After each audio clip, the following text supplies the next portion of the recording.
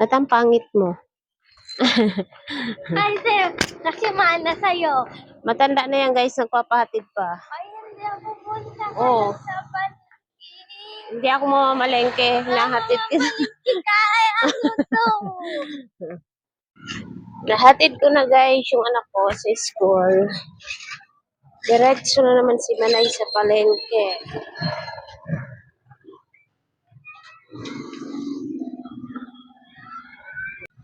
Nandito yung binibilhan kong damit guys sa tabi ng kalsada. Titingin ako.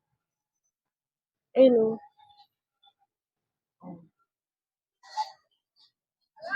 Titingin ako. Mura lang kasi dito. Nakabili ako dito nung isang araw.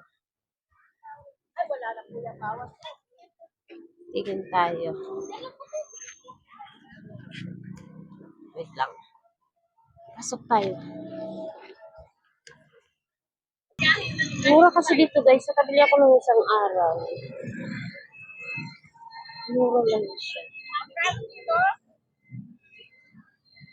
Parking ko na yan.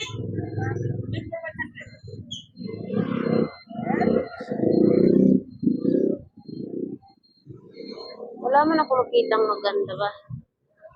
Maganda ba? Maganda.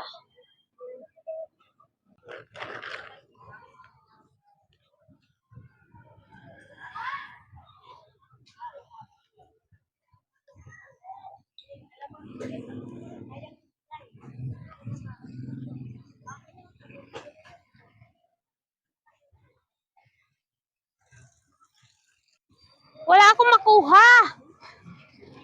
Oh my God.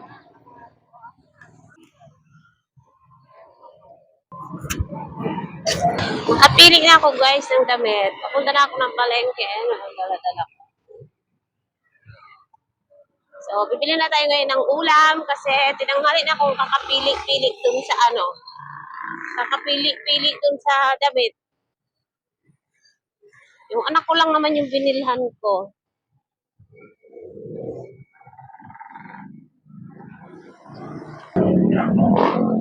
Kanina pa ako guys naglalakad. Hindi ko alam yung bibilihin ko na namang ulam.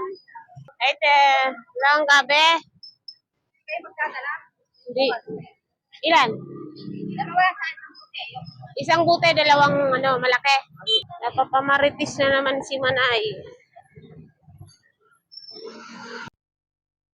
Ngayon guys, nakauwi na ako sa bahay at ito lang pala yung nabili kong ulam. Magtokwat baboy na lang si Manay. Kasi pakuluan muna natin guys itong karne bago natin iprito. Siyempre, lagyan na natin ng pampalasa yan para kapag niluto natin, may lasa na yung ating karne. Lagyan natin ng asin, betsin, tsaka paminta, bawang. Yun, pakuluan lang natin. Ganun lang. Lagyan natin yan ng ayabs ng isang basong tubig para lumabot yung ating karne. Para kapag pinirito natin, malambot na siya. At hindi na tayo mahihirapan mamaya magpalambot. At pagkatapos natin lagyan ng pampalasa yung ating karne, isalang na natin yan siyempre. Ano bang ginagawa mo? Alang naman di mo isalang yan. Hindi naluto yan. Hello? Habang inaantay natin guys na lumambot yung ating karne, habang nagpapalambot tayo ng karne na pinapakuluan natin, gawin naman natin itong tokwa. Ito guys, hihiwain ko na siya ng maliliit talaga bago ko iprito. Yung iba guys, hiwain mo na ng medyo malapad, tsaka ipiprito, tsaka hiwain. So, ako guys, hindi. Diretso na maliliit at tsaka ipiprito ko. So, ganoon yung paraan ng aking pagluluto. So, iba-iba tayo ng paraan ng pagluluto. Kaya, huwag kayo nangingialam. Charis.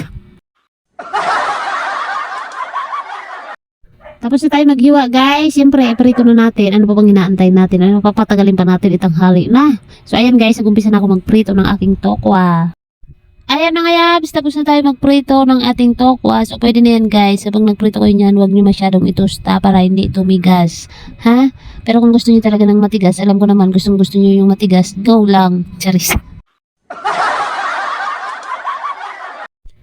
Dahil medyo matigas pa guys yung aking karne na pinapakuluan, gagawa muna ako ng sauce ng ating tokwat baboy. So, maglagay tayo guys ng 1/4 cup na 1/4 lang siya ha. 1/4 cup na toyo, suka, at kaunting tubig. Nag-add nga pala ko dyan guys ng tubig. Hindi ko na nabidyuhan dahil nakalimutan ko na naman. Iba na talaga kapag matanda na. Maglagay din tayo mga yabs ng 2 kutsarang oyster sauce. paminta, at maglagay din tayo guys ng isang kutsarang asukal. Haluin lang natin yan mga yabs hanggang sa matunaw yung ating asukal. Hiwain na rin natin guys itong sibuyas. At syempre yung bawang guys, yung iba guys hindi naglalagay ng bawang sa kanilang mga tokwa at baboy. Pero ako guys naglalagay ako kasi yung bawang ginigisa ko muna para hindi siya masyadong naglalasa sa ating tokwa at baboy. Igigisa ko muna yan guys, mamaya. Niluto ko nga pala muna guys itong Shanghai. Ito yung baon ng anak ko dahil hindi na siya abot dito sa niluluto kong tokwa at baboy.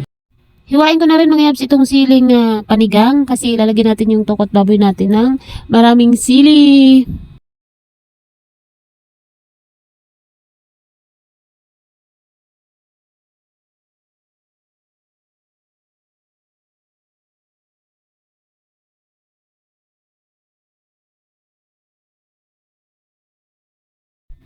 So, lumambot na nga pala guys yung karne na pinapalambutan natin kanina. Mag-umpisa na tayong magprito. Prito na tayo. At medyo lumayo-layo tayo sa ating kawali dahil baka masira ang ating face lock. Pangit na nga tayo, lalo pang papangit dahil natilansikan na mantika. Oh my God.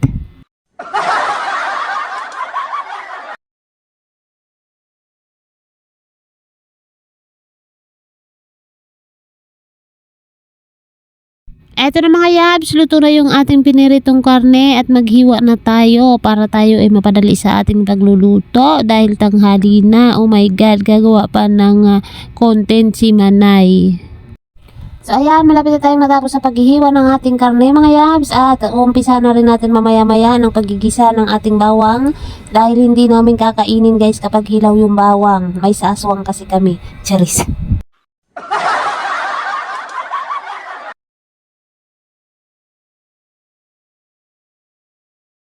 Start na tayo mga yab sa ating pagigisa ng bawang. So kumuha ko guys ng mantika doon sa pinagprituhan niya para talagang malasa.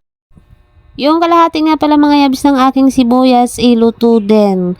So kaunting hilaw lang na sibuyas yung ilalagay ko sa ating tokwa at baboy. Kailangan hindi marami kasi yung mga anak ko maselan, hindi nila kakainin. So ilagay na natin guys itong pinrepair natin kanina na pang sauce natin. At para medyo lumapot yung ating sauce mga yabs, maglagay tayo ng kaunting harina. Kaunti lang yan mga yabs. Yung medyo lumapot lang ng konti yung ating sauce. Pag samasamahin na natin mga yabs, yung tokwa at yung karne sa isang malinis na lalagyan. Ilagay na rin natin mga yabs yung kalahati ng sibuyas na tinira natin kanina. Pag samasamahin na natin yan dyan. At syempre yung siling haba natin mga yabs, ilagay na rin natin. At kapag okay na mga yabs, pwede na natin ibuhos yung ating sauce ng tokwa at baboy. So ayan guys yung aking ginawa na sauce kanina. Medyo konting lapot lang siya guys. Konting-konti lang yung lapot niya, sakto lang. So nagtira nga pala ako guys para sa aking anak. So, ayan na mga yabs. Tapos na naman si Manay sa trabahong kusina. So, lalagyan ko nga pala yan guys ng kaunting siling labuyo para medyo may sabit sa bibig. So, ayan na guys. Thank you for watching. Maraming salamat po sa lahat ng mga nanonood ng aking mga video, sa aking mga reels na puro kalukuhan. Sana hindi kayo magsawa na panoorin po yung aking mga video. So, bye-bye guys. Thank you for watching. Bye-bye.